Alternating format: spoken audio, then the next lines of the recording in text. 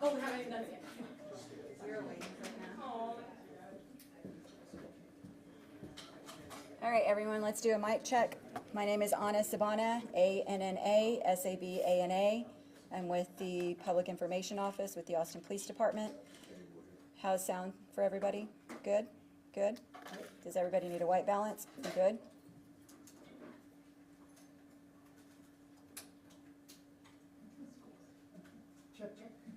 Mic check, 1, 2, 3, 4, 5, 6, 7, 8, 9, 10. Good? All right, you guys, so I'm just going to do a quick introduction. This afternoon, we will be joined by Chief Lisa Davis, who will be providing remarks regarding the officer-involved shooting that took place at 1807 West Slaughter Lane. And joining her, we do have somebody very special who will be joining us, and that is the bystander, Mr. Fernando Martinez. And let me spell his name. It's F-E-R-N-A-N-D-O, and the last name is Martinez, M-A-R-T-I-N-E-Z. He will be providing a statement. However, he will not be accepting questions. So as soon as he provides his statement, he will be seated with us, but will not be accepting any questions. All right? So if everyone's ready, we'll go ahead and get started. Thank you.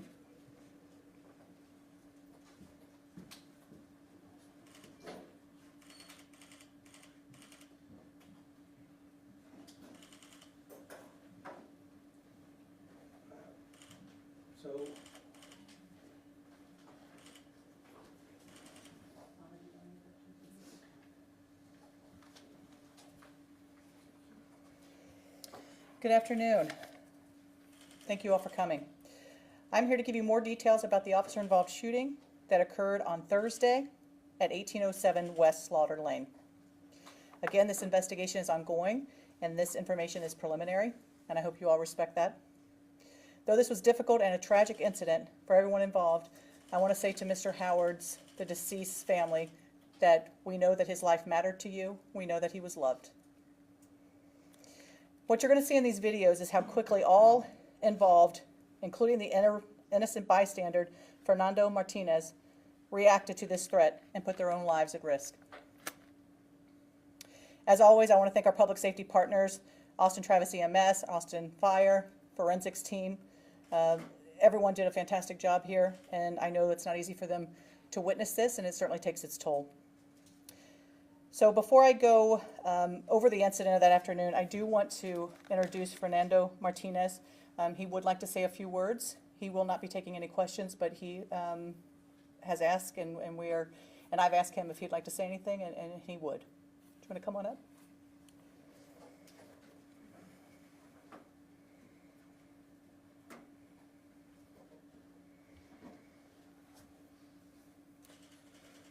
Thank you, everyone, for being here and providing support. I want to thank the Lord above. I want to thank my family that has been with me through this time. Everyone involved in this incident, as mentioned earlier, acted swiftly, and that allowed me to be home safely. I also would like to thank our customer base that has provided tremendous support. We are also thankful for the community. The community has overall provided support. Thank you for your contributions. Thank you for your overall support. It's very much appreciated during this time. It's given me the strength to move forward. So thank you for that. Thank you all. God bless. Thank you. Thank you. Thank you for that. Your actions were extremely heroic. Okay, so the narrative. In early August, APD burglary detectives identified a subject named Raymond Lee Howard, who was born in 1992. And over the course of this month, Mr. Howard committed multiple offenses, including residential burglaries and home invasion. During the various personal property items were taken, as well as firearms from these burglaries and home invasions. On Wednesday, August 27th, Mr. Howard committed a burglary out of a residence with a handgun. The owner was present, and due to the elevated risk posed by Mr. Howard, burglary detectives requested assistance from the Major Crime Suppression Unit. And also during this day, August 27th, DPS did have a vehicle pursuit with Mr. Howard as well. On Thursday, the 28th, at approximately 5 o'clock, The Major Crime Suppression Unit detectives conducted a fugitive operation, an undercover operation at 1807 West Slaughter Lane in an effort to take Mr. Howard into custody. Now, this was an undercover operation where they were attempting to buy some stolen goods that he had in his possession. When Major Crime Suppression Unit detectives arrived at the location, they observed an individual matching Mr. Howard's description and then identified him appropriately. Detectives Gonzalez, Detective Pruitt, and Detective Cardona entered the business located at 1807 West Slaughter Lane and made contact with Mr. Howard. You'll see on the video that officers gave verbal commands to Mr. Howard to get on the ground immediately. What you'll see in the video is they entered, there was intel that there was one person in the store, our bystander, Mr. Martinez, and as the subject was exiting the store, officers came in, immediately gave him commands to get on the ground. He then backed up toward Mr. Martinez, and that's when the altercation began. Again, Mr. Martinez told investigators that he was in fear due to Mr. Howard's actions prior to the shooting. Again, Mr. Mr. Martinez, your actions were very heroic that day, and I struggle to think of an officer hit or you more seriously injured during that, but you did a fantastic job, so I want to thank you for your heroic efforts. But despite these verbal commands, Mr. Howard failed to comply, raised his handgun, and discharged at least one round. Detectives discharged their department-issued firearms, striking Mr. Howard. Detectives detained Mr. Howard, attempted to render aid, but Mr. Howard was unfortunately pronounced deceased on scene. And Mr. Martinez was transported to a local hospital with non-life-threatening injuries where he, I believe, spent the night in the hospital and was released the next day. All right, we're going to go ahead and start with the first. This is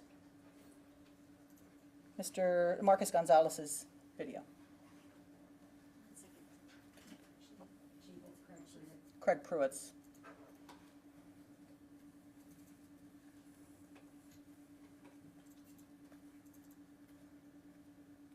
Okay.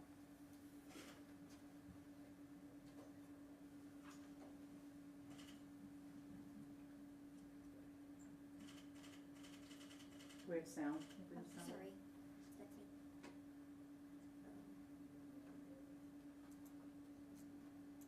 that's me. Please on the ground! On the ground! I want you to do! Get on the ground! Get on the ground! Pause it. So before this, you can see at that point, he drops a phone. He's about 10 yards from the front door when officers initially entered the store. They immediately tell him they've got police written across their vests. They tell him, Austin Police, get on the ground. He immediately goes back toward Mr. Martinez. He drops his phone. This is his phone here. Pulls the gun from his back right side of his waistband. On the ground! Got it, At this point, the lock again. So Mr. Martinez takes him into a hold and does a takedown of him. Again, at this point, he's pulled that gun right by him, and you could hear the first firearm that goes off is the shot that came from his gun. Go ahead. Back it off! Let him go! Shots taken, shots fired, suspect down. So at this point, Mr. Martinez is being taken. Officers are pulling him away from the subject and to render aid to Mr. Martinez as well. That's the end of that. Okay, that's the end of that video. Slow down. Yep, go ahead and just slow it down.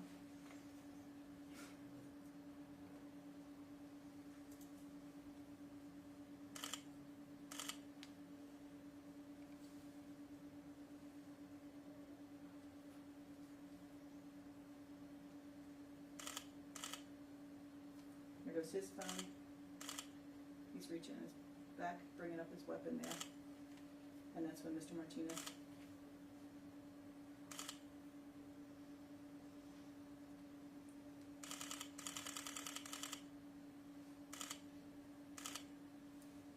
It's about this point when his gun discharges.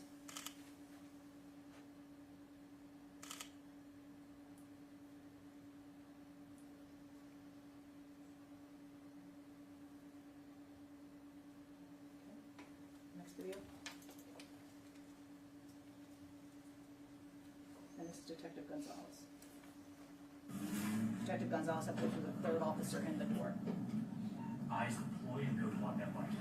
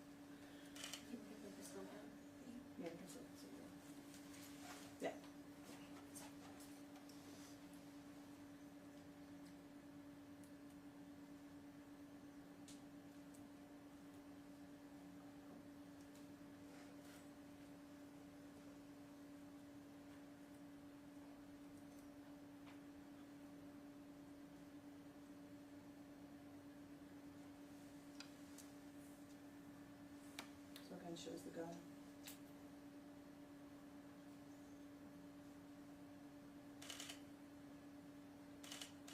Okay. I think now we're going to play the 911 call.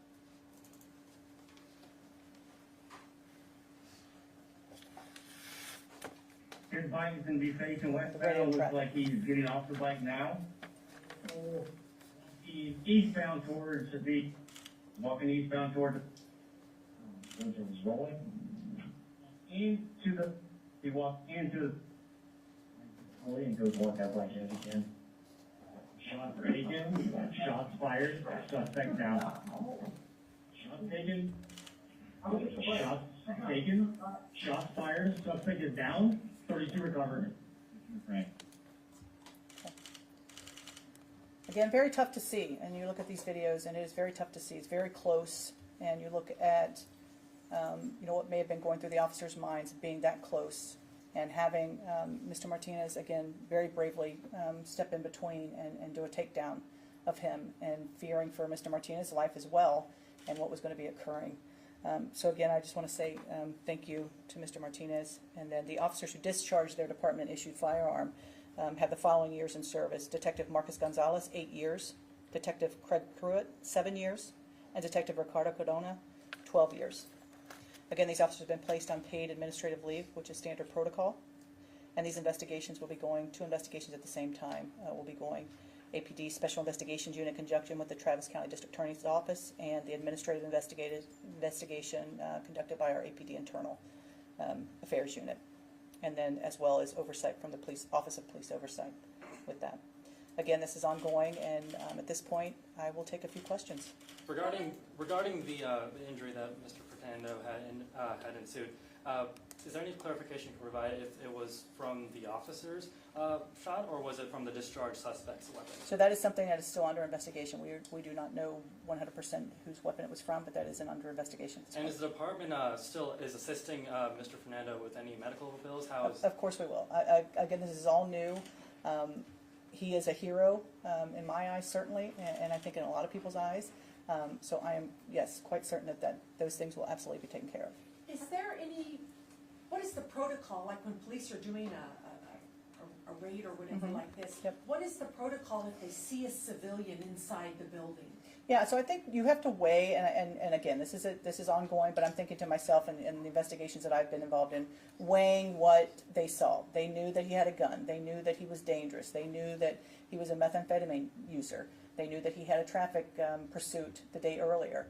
And he had a motorcycle that was right outside the door on the sidewalk there, which I don't think you could see it in the video. Was he going to get on that, and what would that look like? So I think him being at the door, near the front of the door, knowing that there was one person inside the store, they felt it was best to take him into custody right there. And again, you could see his actions by backing up about 10 yards into the store, knowing that most likely the police were they not going to confront him or what was going to happen. But again, he draws his pistol, and unfortunately Mr. Martinez takes him to the ground, and here we are.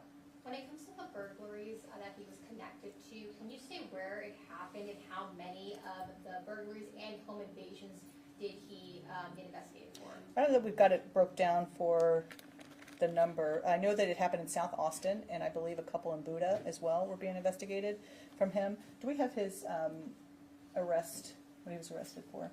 That's the location. So this is the subject. He had been arrested or convicted. He had several other arrests, but he was convicted here of burglary of a vehicle, burglary of a habitation. I believe he served about 8 years in prison for that burglary, and then just possession of marijuana. But as far as what the breakdown was, we'll have to get that for you. Had officers been following him, or what led them to the? Yeah, so is he it had been Thundercloud Subs? he had been identified as a subject, and so at that point it was about setting up an operation. Which this is what this group does. I mean, they are fantastic investigators. They set up an operation to get him, trying to purchase that stolen property, and this is where it all led. Purchasing it, phone, like how? I don't know if they want us to release right now what he was selling. Yeah. What happened? Sorry. What happened when if you don't know what is the gun that shot the gunshot, right? Mm-hmm. What happened if the officer was the person that shot the person? What is the process, or just I don't know if it's in a specific on this case, but in another one, what is like the process? Yeah, I think when you're looking, you got to look at the process and what the investigation is, but certainly from my perspective, the officers were, they're thinking an innocent person, he's put himself at risk here by taking him down. And the first goal was he's got a gun. He already fired one shot from that, was to take that threat out. And so, unfortunately, if it was our bullet, then, we'll have to accept that, and we'll, learn from it and as we move forward. But that's absolutely possible, for sure. And what county were those convictions in? I don't know. We'll have to get that for you. Yeah.